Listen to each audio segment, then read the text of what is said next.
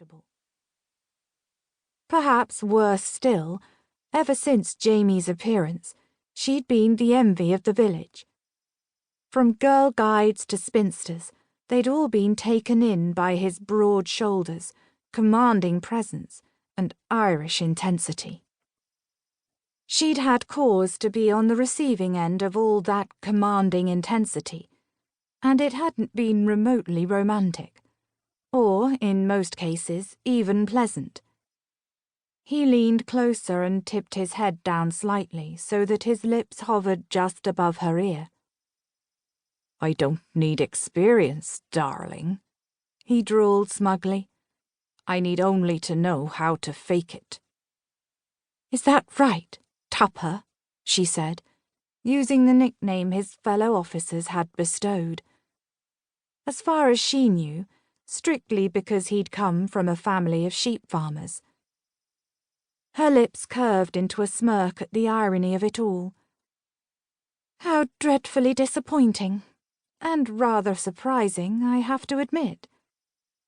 She raked her gaze assessingly over his solid frame, carefully combed dark hair, and smooth-shaven jaw. He must have stories. Maybe one day she'd prize them out of him, but that didn't help her right now. "If that's really your opinion, I dare say you're quite deserving of an earful from Mrs. Battlesby and Mrs. Pevensie." She was gratified to see him stiffen, although she couldn't help but resent having to invoke the names of gossipy village ladies. "They're sure to want an explanation as to why you've been content to let your steady girl, the maid of honour no less, prop up the wall at her best girlfriend's wedding," she said dryly, widening her smile. Jamie's gaze darted round and finally settled on the pair, who were tucked cosily into a corner spot with a view of the entire hall. As she watched, two purple-veined hands shooed him toward the dance floor, whilst four twinkling eyes brooked no disagreement. Colour crested his ears. "Clearly I'm not the only one who thinks you're making a shoddy job of it," she said.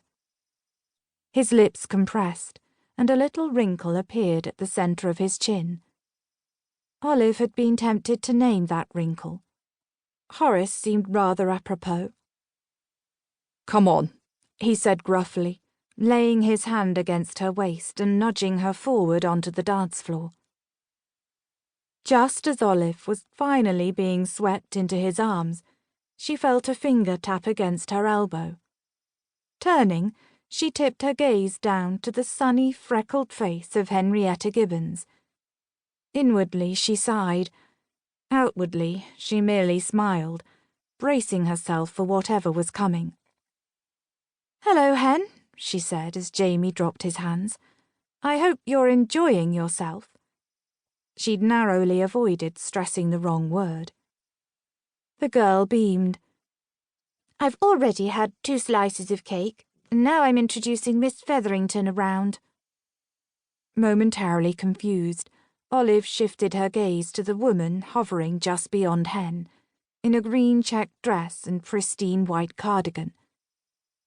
Rumour was she'd been teaching in London at a girls' school that had shut down, and now she was staying with her sister-in-law, Betty Henry, while her brother was away with the Royal Navy.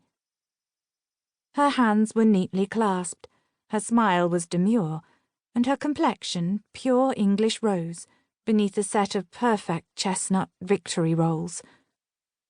She was looking at Jamie, and one glance confirmed that he was looking right back. For once, Horace was nowhere in sight. Olive waited for Hen to get on with the introductions. "Miss Featherington is our new brown owl, our guide leader." She added the clarification for Jamie's benefit.